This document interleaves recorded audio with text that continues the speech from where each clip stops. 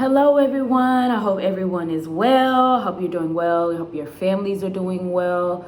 I hope you're doing whatever you need to do to get in the right mental space during this pandemic. I hope you're social distancing and washing your hands and all of that good stuff. I know for me personally, it took me quite some time to get into a decent headspace, and I'm there now. And it took for me to like read fictional reads instead of my usual nonfiction. And I started reading two books by Tomi Adeyemi. The first one, Children of Blood and Bone, and the second one, Children of Virtue and Vengeance. Before I get into Children of Blood and Bone, I want to say if you don't like young adult books, this isn't for you. If you don't like books that are like magic-y, kind of like a Harry Potter type of thing, this is not for you.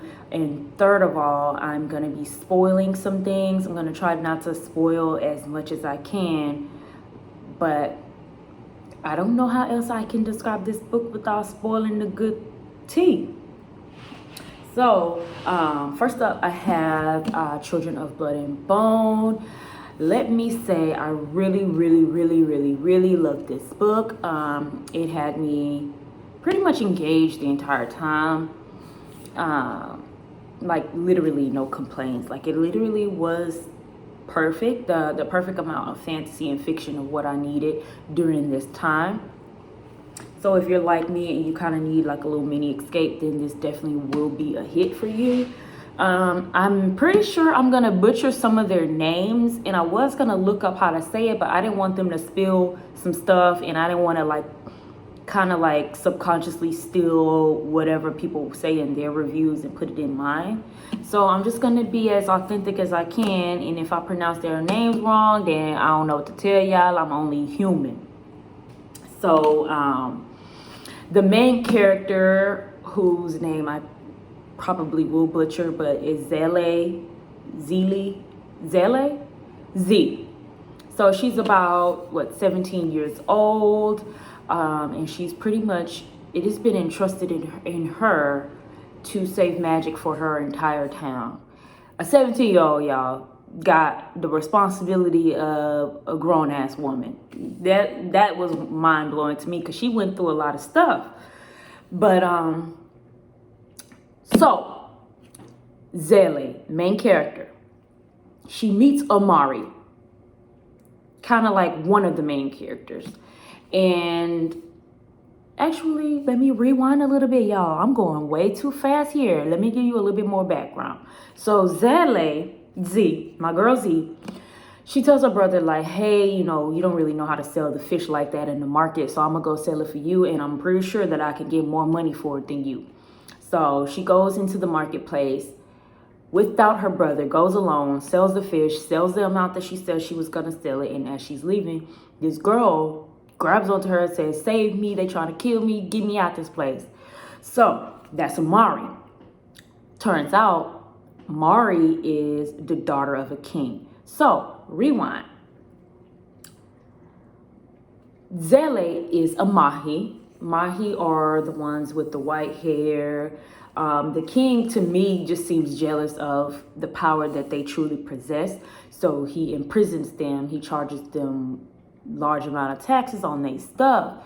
And it's just downright not right, not okay. And one day, Amari wakes up looking for her best friend, who's also like a maid, housekeeper, and she's snooping, and she turns to see like her dad has some scroll. Her dad, and he's like general, like second in command type person. They have this scroll, and her maid touches it, and she has like magical powers. The king sees it, kills her on spot. Amari sees that, and somehow she gets the scroll and she dips out, and that's when she grabs a hold of Zele and is like, hey, help me out. And Z just does it on a whim for a stranger. Child, a strange person at that. So then come to find out, the girl is royalty. So you done endangered your whole damn family on top of your whole village. So they burn her whole village to the ground looking for her. They meaning Enon. Enon is Omari's brother. The king sends her brother instead of himself going out. And he burns the whole village to the ground. Before that, Zele knew that, it was going to be on her to save her whole city so they can get magic back. Because obviously now they found out that scroll gives them magic powers. So they go through all these trials and these tribulations, child, like way too much. They traveling through the jungle. They going without food. Like, whoo, goodness. It was a lot. But it was like juicy. Not juicy. Well, juicy. It had a lot of deets and a lot of things that I like to see I like to visualize when I read a book. So they go to this magical kingdom one day, and it is filled with all types of magical powers. And they meet a guy. He basically helps them show some other things, gives them some sacred objects that they need to travel to another town or another magical place that only arrives every such and such time. So if they don't make it in time, then they miss that window to get magic back. So they have to go through all these, numerous towns, and not numerous, numerous like trials to get there. So I don't want to say all the things that they had to endure. So they end up getting to the magical town, and like Zele ends up like showing that she just has like some beastie ass powers for a Mahi, like some powers that they've never seen in previous generations. So anyways, towards the end of the book, or towards the middle of the book, Zele and Enon kind of have a thing going. Omari and Zele's brother Zane have a thing, and so I kind of liked reading their little love stories until Enon kind of shows that he's kind of like a coward and he does whatever his dad says. One minute he's telling Zele that, oh my gosh, I can picture another, a better place, which is Orisha. That's what the kingdom's name is. I can picture a better Orisha. Yeah, I'm gonna make it better. But then come to find out, he a coward. To me, he's a coward. I had high hopes for him too, and I can understand why Zele was pissed off at him towards the end. So yeah, so I kind of don't want to give out the rest of the details, but it gets juicy like in that last stretch of the book. For real, like to the point where I don't know if Enon is alive. I'm wondering, like, man, how did Amari possess all that power, meaning strength, because she was painted as a weak person in the beginning of the novel, but hanging out with Zele, going through all those little trials and tribulations, she kind of finds her voice, finds her own. And at the end of the book, I kind of was like, did they save magic? Did they not? So they end up saving magic. So book 2. Woo, child. So book 2. Book 2 didn't hit like book 1, y'all. And I'm kind of disappointed in that. Like, I lost my momentum several times trying to read this book. I didn't lose my momentum like that in the first book. And it's no shade to Tomi. It's just, I just lost my momentum. And it just lost its spark for me. And it kind of got a little boring. And I was kind of wondering, like, damn, y'all need to start fighting. Y'all need to show me some magic. Like, y'all need to start fighting for magic. Do something. So in the book, Zele, she's mad at Enon because he showed his true colors. Amari's trying to be queen now because she didn't kill the king. Sorry, my bad, I spilled that. She killed the king in the first book, aka her daddy. Yeah, she killed her daddy, y'all. But he was an evil man. I see why she did it. And it's just like, so there were like okay, let me just be real. For me, I either wanted to see Enon really make the kingdom or Orisha a better place in Lagos. So Orisha is in Lagos. I either wanted him to see him make it a better place, or I wanted Zele to fight for her people.